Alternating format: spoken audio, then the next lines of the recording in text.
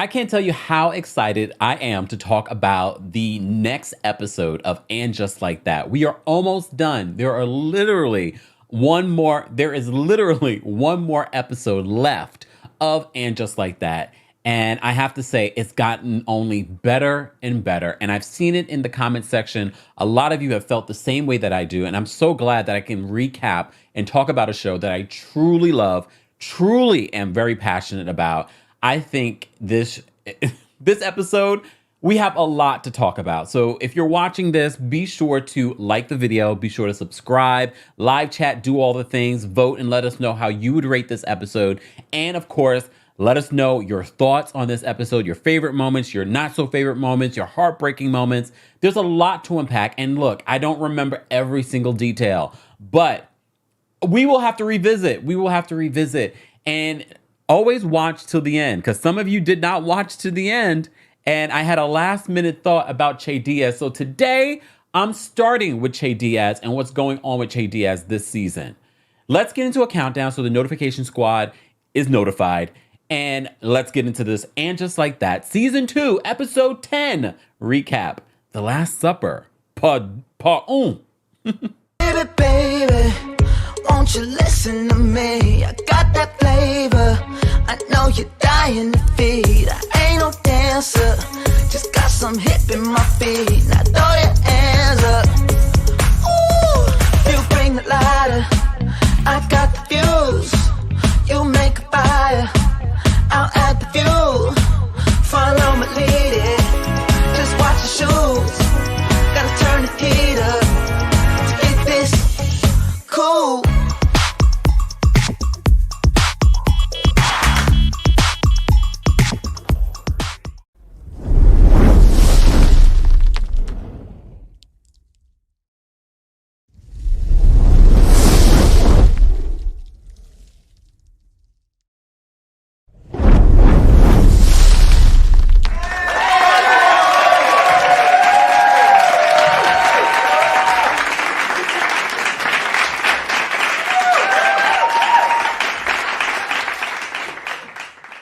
Welcome back to the Kempire channel, your number one source for pop culture news and music, entertainment, reality TV, and so much more. This is the so much more. As always, don't forget to like, comment, subscribe, and don't forget to share. Sharing is caring. Tell your friend to tell a friend to tell your mama, tell your sister-in-law, tell your brother, tell your doctor, tell your coworker about our channel. We're almost at 300,000 subscribers, and we have been trudging along building the Kempire with all of your help. Happy Friday. I hope you all are having a fantastic week. The last couple of weeks of summer is here. And also the last couple of episodes of And Just Like That is here. And rightfully so, this episode and next week's episode is referred to as The Last Supper. So Carrie is selling her apartment finally, and we all guessed what she was going to do. We saw what happened last week, her downstairs neighbors being kicked out by those gay guys. And now, at first I thought, okay, is Carrie going to lease this apartment to her?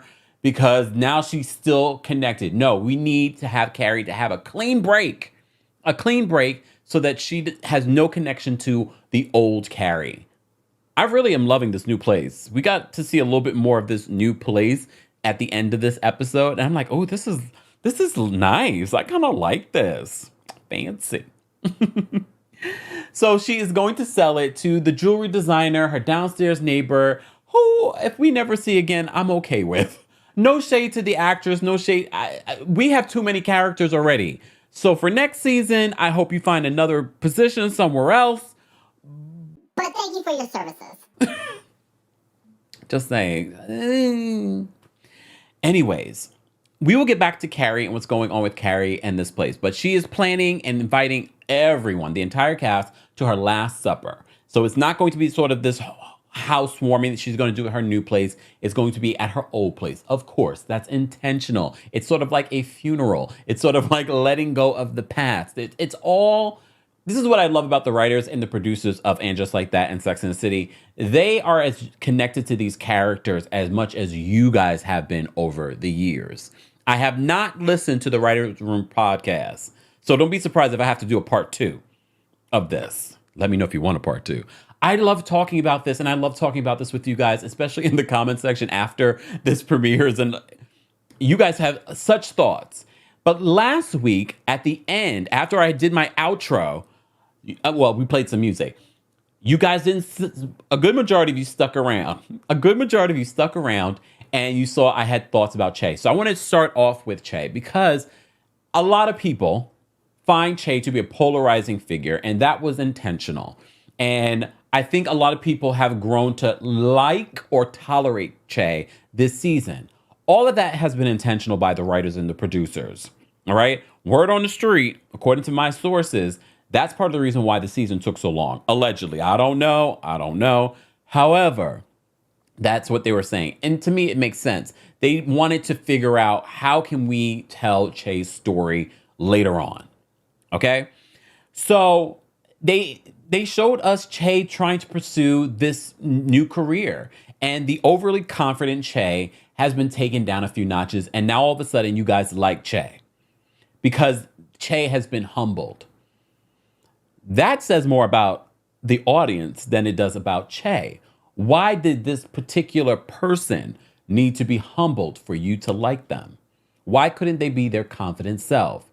But as a fellow artist, I get what Che goes through this season, because if you're an artist, if you're a creative writer, actor, singer, whatever, an artist that works with paint or sculpture, you can relate to what Che is going through, the insecurity, the highs and lows, finding of yourself when it comes to your art.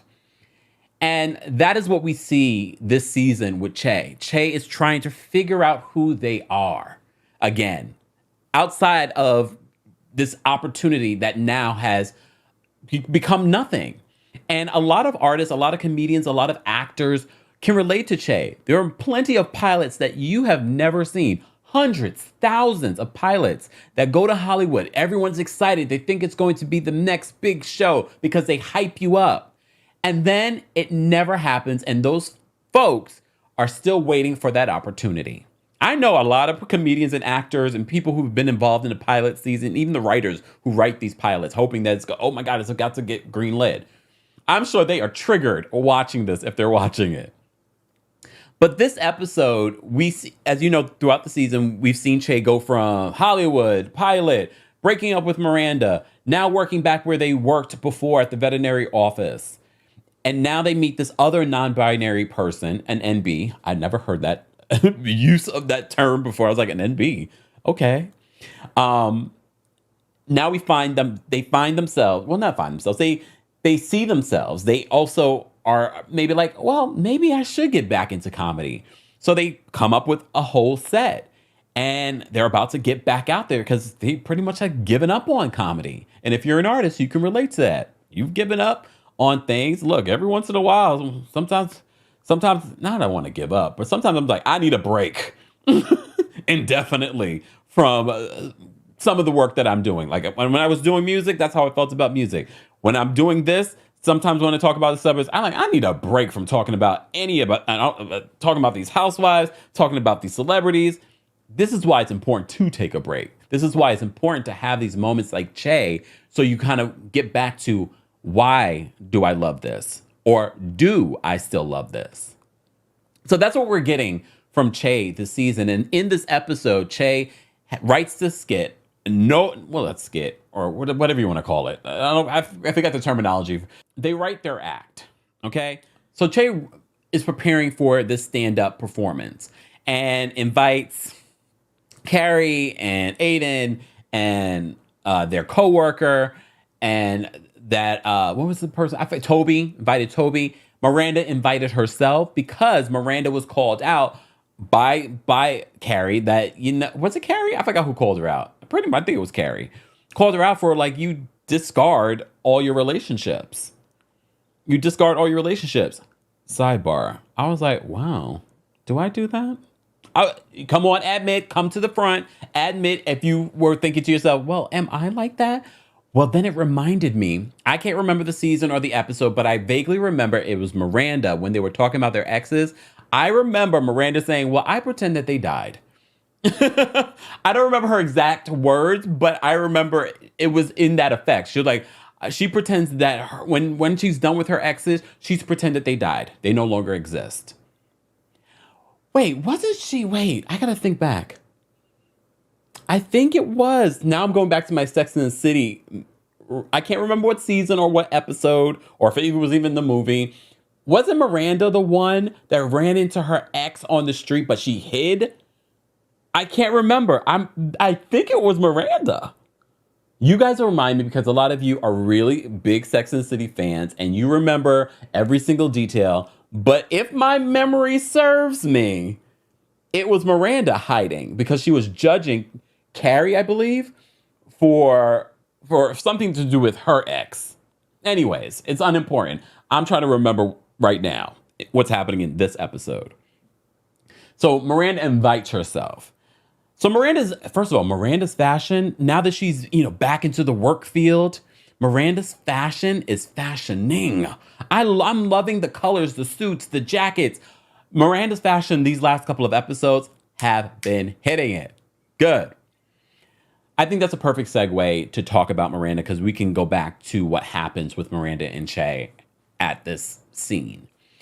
So Miranda, this episode, is living with the fact, do I just write off my exes? I'm done with them? And they no longer, it wasn't Carrie. It wasn't Carrie. It was Naya. Okay, it's all coming to me. And I'm sure you guys are saying it in the comment section. No, it was Naya who said it. We'll get to Naya in a second. So Miranda, this episode is figuring out, maybe I need to not do that anymore. And that's why Miranda shows up at Che's show. All right. But Miranda is also figuring out who she is as well this season. We've already talked about that. She's trying to figure out who she is. I have to tell you guys a story. I was going to leave this story for the podcast, but this episode was so timely. I went to my doctor. This is a doctor I've gone to for many years. I have not seen this doctor before the pandemic. And I saw her and she had just had a baby, but she was a different person. And I can literally still see her face. She had just had a baby and she was talking about how, and a lot of women, we've talked about this on Sex and the City, feeling guilty for, yes, I can't wait to go to work. She's like, I'm so happy to be at work. And then she, because it's not politically correct in our society to say like, I'm happy to be away from my child right now. And I don't know. I think maybe my energy allows people to speak that way in front of me because I don't think they think that I'm going to judge them.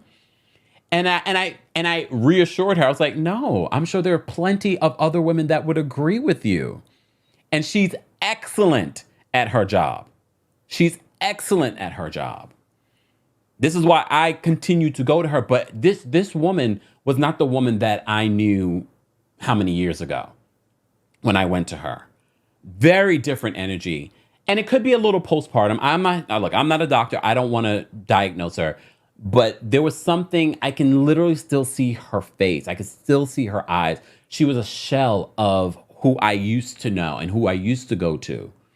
And the way that she kept on saying, she just kept on talking about how she's happy to be at work. I'm so happy to be, and she's still very good at her job. But having that experience before even watching this episode, I was like, because I was talking to my friend this morning about it, and I was just like, I don't know. It's still stuck with me. Literally, I saw this doctor, and then the next morning, I'm texting my friend about it because it still stuck with me. Before watching this latest episode, then I watched this episode, and we're seeing what LTW is going through in regards to being pregnant. We're seeing what Miranda's boss is going through after having a baby, now going back into the office. And I was like, there's a reason for everything. There are no mistakes in life, as we were talking about the whole situation with Carrie and Aidan. And Aidan has a profound moment in this episode. But let me take my time with this. Because I don't want to forget anything, because it's worth us taking the time and unpacking some of what is playing out in this episode, because to me it was beautifully done. Beautifully done. So I had that experience this week with this doctor that I've known for many years. And like I said, seeing her and seeing what she's going through, I was just like, wow, that's pretty profound, because we still in this society have not made it okay for women to say how they really feel. I'm happy to be at work. I love my child, but I'm happy to be at work. Like I said, is there some postpartum might be going on? I kind of felt that way, but again, I'm not a doctor, but I kind of felt that, just the look in her eyes. I was just like, ooh. So my reaction to this episode is very different than it probably would have been if I didn't have that experience with the doctor. Like I got chills just thinking about it. So back to this episode, but I had to share it with you guys. I was going to wait until the podcast, but I was like, no, there's a reason. And I'm sure there's someone watching this that feels exactly how this doctor feels, or how some of the ladies on this show feel. And it's important for us to talk about it. It's important for us to allow women the space to talk about how they really feel, and without judgment. You're more than just a mother. Charlotte. That's Charlotte's theme this season. That's Charlotte's theme this episode. She's not just a mother.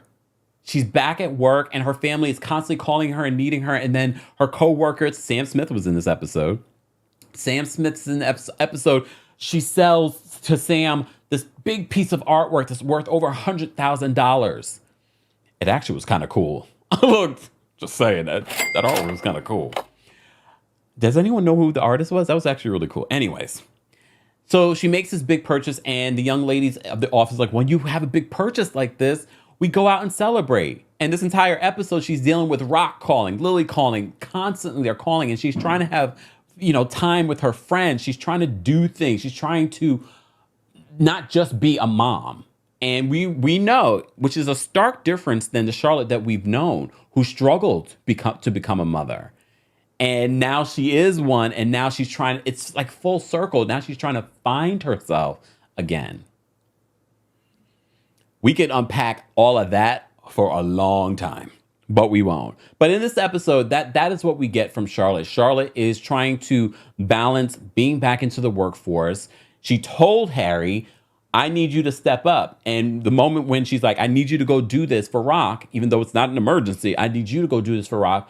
He's like, well, that's not what I'm supposed to do. And then she flips on him really quickly. And then Harry falls back like, let me go do this for Rock. Okay. Let's talk about LTW. As you know, in last week's episode, LTW revealed that she was pregnant. But very much like, and I'm sure a lot of women can relate to LTW, she thought that chapter of her life was over. I thought it was interesting when LTW was sitting with Charlotte, Miranda, and Carrie.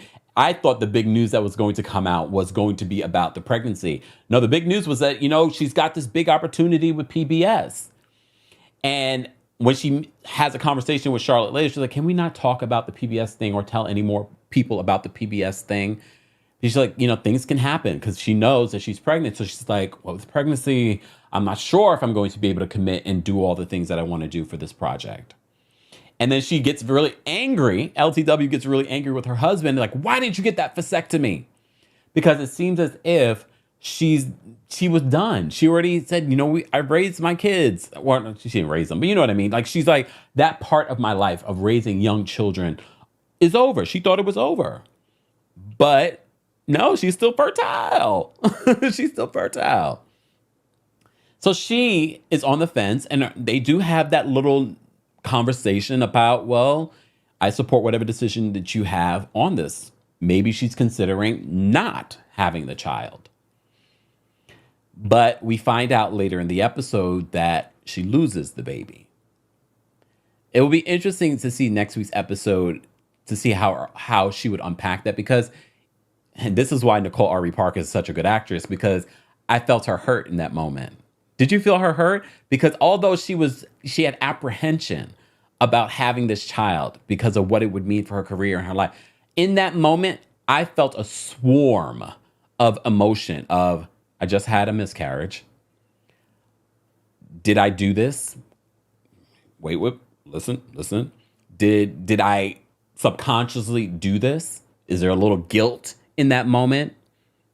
The little guilt? Is there a little, oh, I just lost?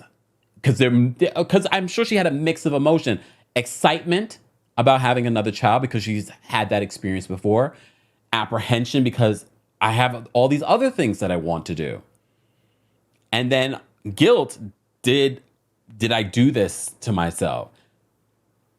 Again, these are conversations that women do not have. I'm not a woman, but I want to be able to spearhead as a man, look, these conversations to say it's okay. Share it in the comment section. Share it in the live chat.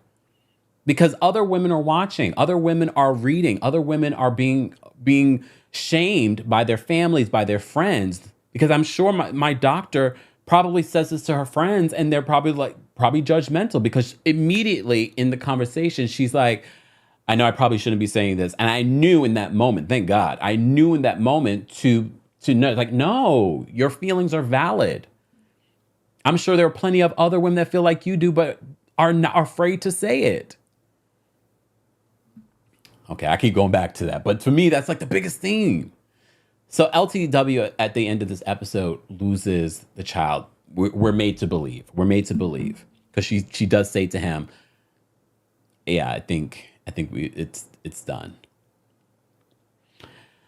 Guys, if you're just joining us, don't forget to like the video. Don't forget to share the video. Don't forget to turn on your notifications. Don't forget to subscribe first off. Don't forget to subscribe. We are talking about And Just Like That. We're almost at the end. But at the top of the episode, because I am jumping around, at the top of the episode, we get Carrie and Aidan on the Coney Island boardwalk. Legendary. She says she's never been there before. There are plenty of people that have never been to Brooklyn. It's okay.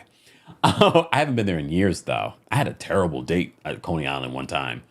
Oh, I'll save that story for another day. So they meet up with Steve. It was actually nice to see Steve. I'm glad that we're getting updates on his life. So as you know, Steve and Aidan collaborated on Scout. Now they're collaborating on this new boardwalk restaurant. What do you call those things again? It doesn't matter. Stand. But he said he went to the beach to get clarity on everything that was going on in his life with Miranda. And he turned around and he saw this and he got the bright idea. And they were like celebrating new beginnings. Aidan also gets a call, which is just a foreshadowing what happens later in this episode, gets a call from his son, Wyatt, right? Wyatt? Because, last week I forgot his name.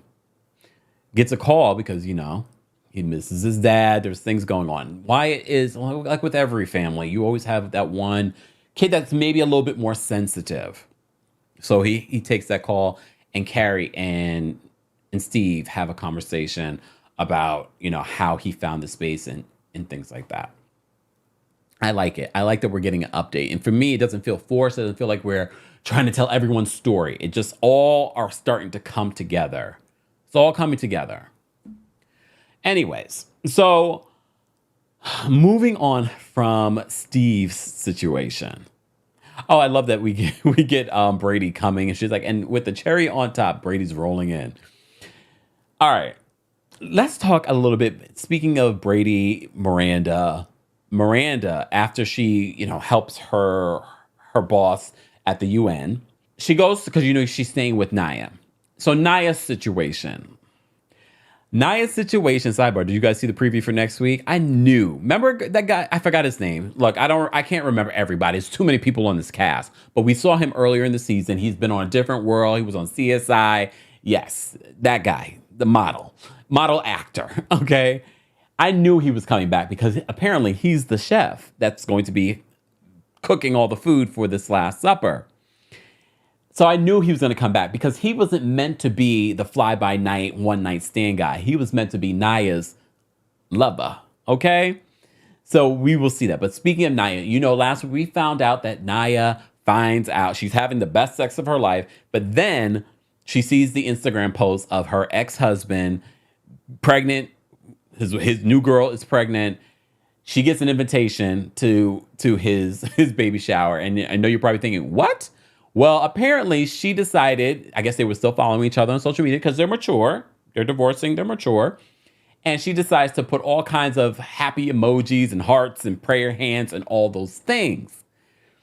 And then I thought to myself, I have a lot of sisters. I have a lot of black girlfriends. And I'm thinking to myself, not one of them, I think, would do that. their ex-husband is pregnant with the next chick, Becky with the good hair, pregnant with the next chick, only less than a year, less than maybe 6 months with someone else. They're not emojiing anything. So I guess because Naya put these emojis, he decides, I am going to invite her to the baby shower. He's got a lot of nerve. And she decides, I'm going to buy the most expensive thing on their registry. Miranda's like, girl, don't do it. And she's like, no, I'm doing it. So he knows that this Columbia law professor has disposable income.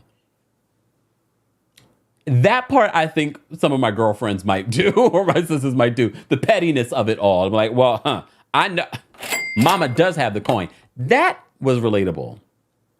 So I was like, okay, maybe Naya.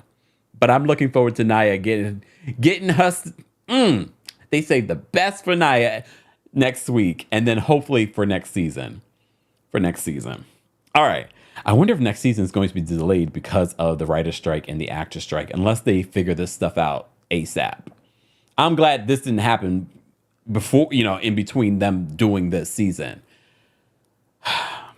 Anyway, so that is what's going on with Naya.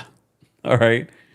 I don't want to forget anyone like last week. So I know this is such a good episode.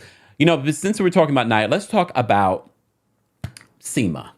And shout out to all of you. Some of you have already tagged me in this different post about Sarita Chaudhry working with Denzel. I know Sarita from other stuff. She's one of those actresses that you know their face, but you don't necessarily know their name. She's always been that for me. So for me, seeing her on And Just Like That, it's not like, oh, she's some new Johnny-come-lately actress. I was like, no, I've seen her for a long time. She was in this movie with Denzel back in, I don't know how long, Mississippi Masala. She's always been gorgeous. She was gorgeous back then. She's gorgeous now. But homegirl said, I love you, while she was making love to this director.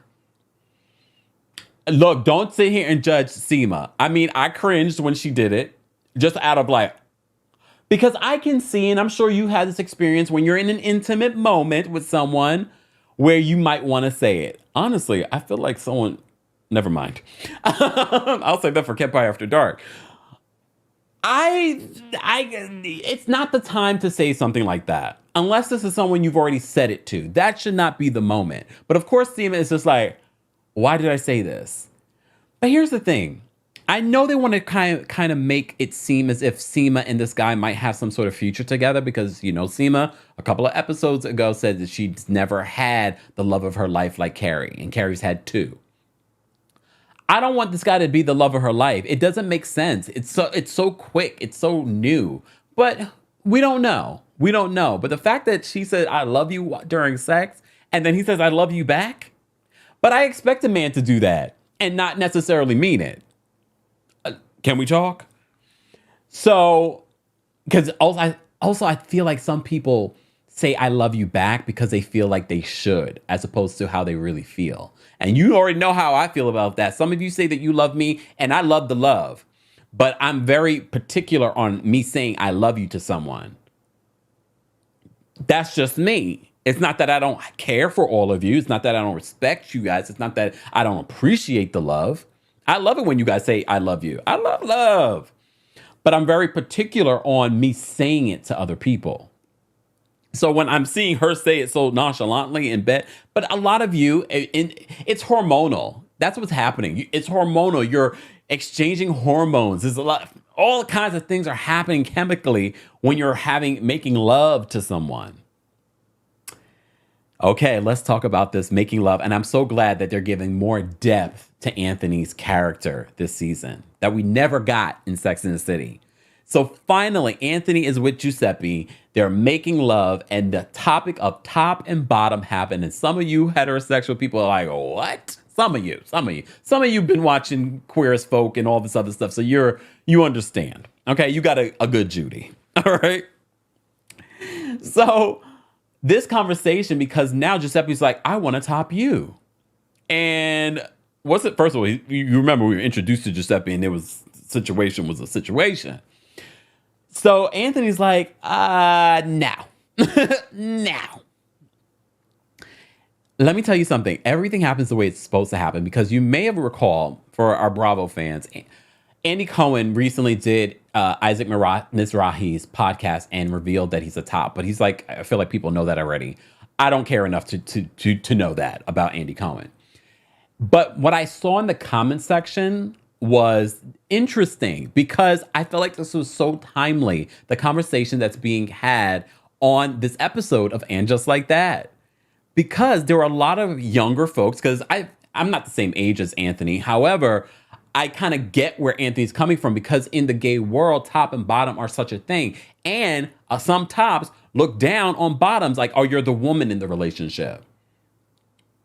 But I saw a lot of people in the comment section when Andy was talking about, I'm a top. People were like, oh, that's so, yesteryear in regards to being top. It's better to be, part of both worlds. And the conversations that were being had, multiple comments I saw like that. And I was like, that's interesting.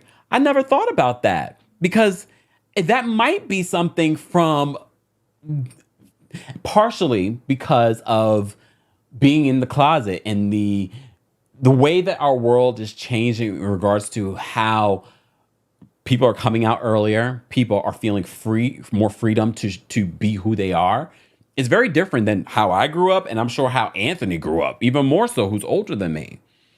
So this whole conversation that we're having with Anthony and Giuseppe, because Giuseppe's also younger, probably of this world, of this younger world, and he's just like, I can be a top, I can be a bottom. Anthony's like, I don't know if I can do that. But as you see, he is going to try and explore that. But also part of Anthony's story, we get an update in regards to Stanny. Stanny, as you know, went to Japan to help with this artist that he was representing, only for that artist to fire him. And now he's become, what was he becoming? Like some sort of monk. And it was beautifully done. I love the way that they did this because, Willie Garson has passed on. So they're keeping his story alive on the show. So he's like, I'm send over the legal papers for you, Anthony. You can have everything because I am detached from all of that. And I was like, oof, what a level of freedom to be detached from things and that life, his life here in New York to having a new life in Japan, where I want to go. Just to visit, not to live.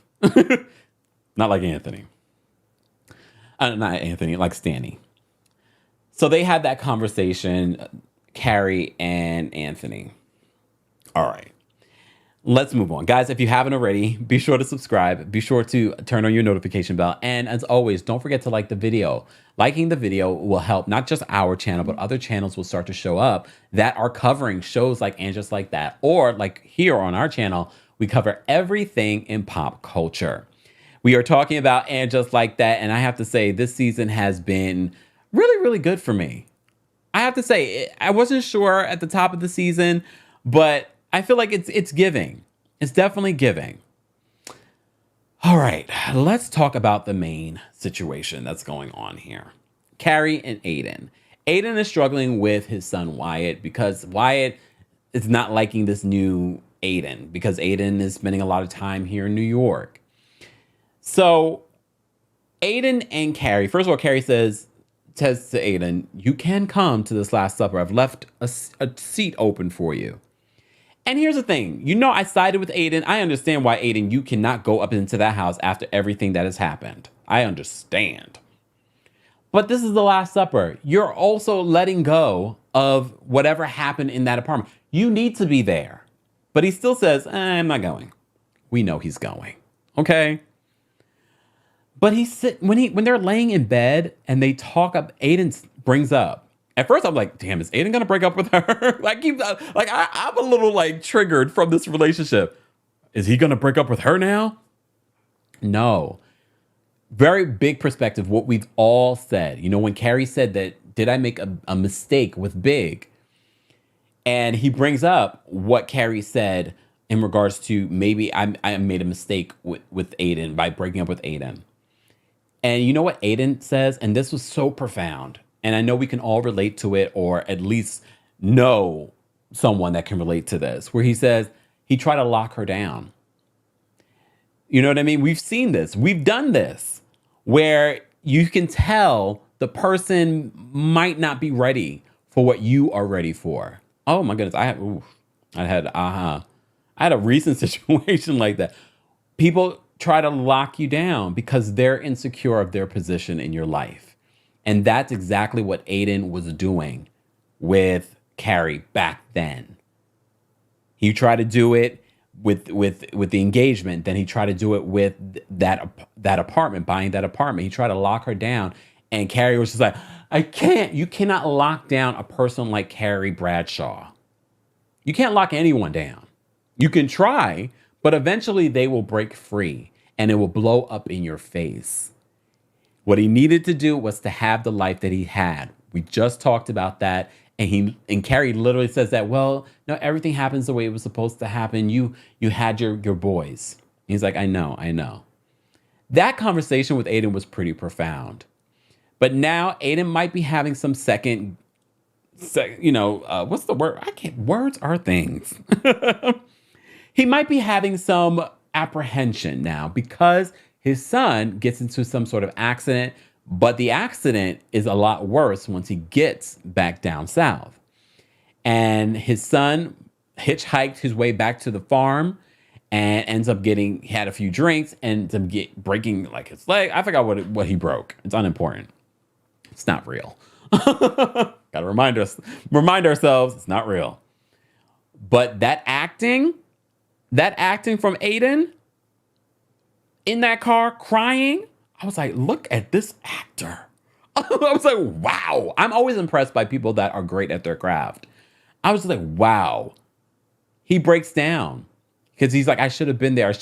And Carrie's just like, oh my gosh. I think she is also thinking, is this going to be the end of us? Is he not going to move in with me? Is he going to change his mind about me in this relationship because of his son? And she's like, I can't argue with that. That's his son. She doesn't want to get into the middle of that.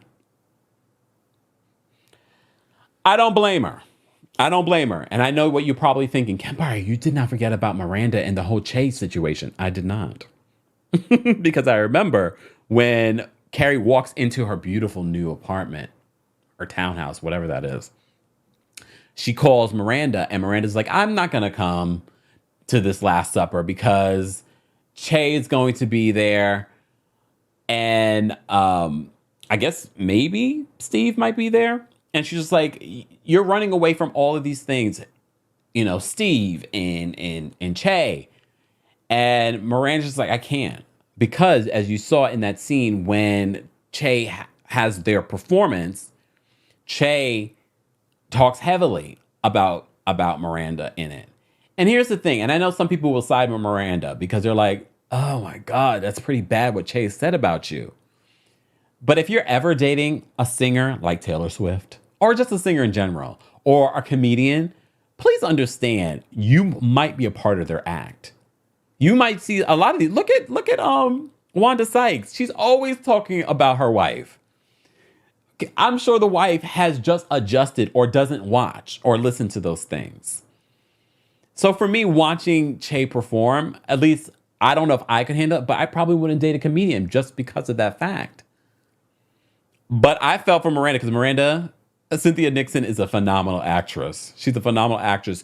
And just the nonverbal eyes, movements that she's giving during Che's performance in recollection of their relationship that's now over, and Miranda's confusion about her sexuality. Phenomenal job. And then when they have their argument outside the club, and Chase is like, I'm tired of apologizing for who I am. I'm a comedian. This is what I do. Phenomenal acting. First of all, Sara Ramirez and Cynthia Nixon, both phenomenal actors. Both. I loved Sara in Grey's Anatomy. And I actually do love Che Diaz, the character. This was such a good episode. I would give this episode a 10. I'm sorry. You know, a 10. I'm giving this a 10. I'm giving it a 10. I thought this was such a great episode. And I don't think I forgot anything, but I'm not perfect. Charlotte did have a good time drinking. She had a good time drinking. She comes home. Everyone meets her at the door. They're like, "Are you drunk?" And the poor dog comes and it's like, "Huh?" And dog is the only one that she allows in the room because that's the only one that requires Miranda Charlotte. Was there anything else that I wanted to talk about? Was there anything else? Probably. We can always talk about it next week. But, oh, wait a second, guys. Look at this picture. Look at Lily and Brady on the right. We didn't even pay attention to this photo, did we? Look at the way he's looking at her. We did not even know that this was going to happen. And now I look at the photo, this picture makes more sense. Look how he's looking at her. Well, you probably saw the preview for next week's episode. It's going to be interesting. And it's probably going to be emotional for all of us. I love the fact that it's 11 episodes. You know my number is 11, even though I've been seeing a lot of 1, 2, 3, 4s lately. Numerology, go Google schmoogle it. But I also like the number 1, and I love the number 11, 11, and 1, 1, 1. Anyways, so I like that this season is 11 episodes. Guys, what was your favorite part? How would you rate And Just Like That season 2, episode 10? How would you rate it? What was your favorite part? What's your reaction to what's happening? Have all the characters come together for you? Is the season making more sense? Are you looking forward to a season 3? After this last few episodes? Hell yeah. Hell yeah. I'm excited. Episode 11, we're going to finally see this scene with Samantha Jones. Samantha Jones is back, aka Kim Cattrall is back. And I look forward to talking about it with you guys. Let's continue this conversation in the comment section. Thank you to our channel members. To become a member, head on over to TheKempire.com/join. For our merch, houseofkempire.com. Go get that merch, y'all. And of course, thank you to our King's Guards. We could not have these types of conversations without them. Thank you all for being here. And of course, thank you to our subscribers. It was a subscribers only live chat. We appreciate you guys as well. Don't forget, there's more ways that you can support the channel available in the description of this episode, but you can support the channel just by liking the video, sharing the video, telling a friend to tell a friend, to tell a family member, to tell a cousin, to tell their dog about Kempire. I will see you guys in the next video. Let's get out of here with some music. What can we play? It's Friday. I'm ready to play some music, I really am ready to play some Christmas music, but I won't do that to you guys. Okay? I won't do that to you guys. All right, let's go.